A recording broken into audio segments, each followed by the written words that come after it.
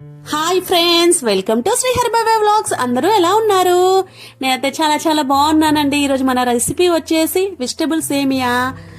ప్రతిసారి క్యారెట్ వేసి చేయడం అవుతుందనేసి ఈసారి స్వీట్ కార్న్ కూడా వేసి చేస్తున్నానండి. మా పిల్లలకి స్వీట్ కార్న్ అంటే చాలా ఇష్టం, అందుకే నేను మార్కెట్లో చాలా చాలా పట్టుకొచ్చేసాను. ప్రతిసారి కుక్కర్లో వేసి ఇస్తే బాగోదు కదండి, అందుకే వెజిటబుల్స్ సేమియా చేస్తున్నాను అనమాట. నేను కూడా ఫస్ట్ టైం ఇది చేయడం, కానీ బాగా వచ్చిందండి. మీరు కూడా తప్పకుండా ట్రై చేయండి. దీనివల్ల ప్రోటీన్స్ అన్న ఎక్కువ అందుతాయి మన పిల్లలకి. క్యారెట్ వల్ల విటమిన్ ఏ కూడా ఎక్కువ అందుతుంది. సో ప్రాసెస్ స్టార్ట్ చేద్దామండి. ఫస్ట్ ప్యాన్ పెట్టేసుకోవాలి. దాంట్లో 3 టేబుల్ స్పూన్స్ ఆయిల్ వేసేసుకొని, నేను ఇంగ్రీడియంట్స్ చూపించాను కదండి, అవన్నీ వేయాలి. అవన్నీ వేగాక మనం 1.5 గ్లాసుల వాటర్ పోసుకోవాలి.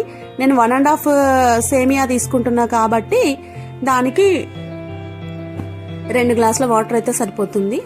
వాటర్ వేసేసాక సాల్ట్ అదన్నీ అందులో వేసేస్తాం కాబట్టి వాటర్ బాగా మరిగాక అప్పుడు సేమియా వేయాలన్నమాట.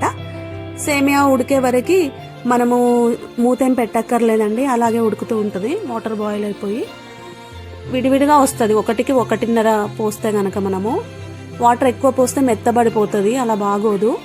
సో మీరు ఖచ్చితంగా పొడి పొడిగా రావాలి అని అంటే 1 గ్లాస్ సేమియాకి 1.5 గ్లాసుల నీళ్లు మాత్రం పొయ్యండి. చూడండి ఎంత పొడి పొడిగా వచ్చిందో.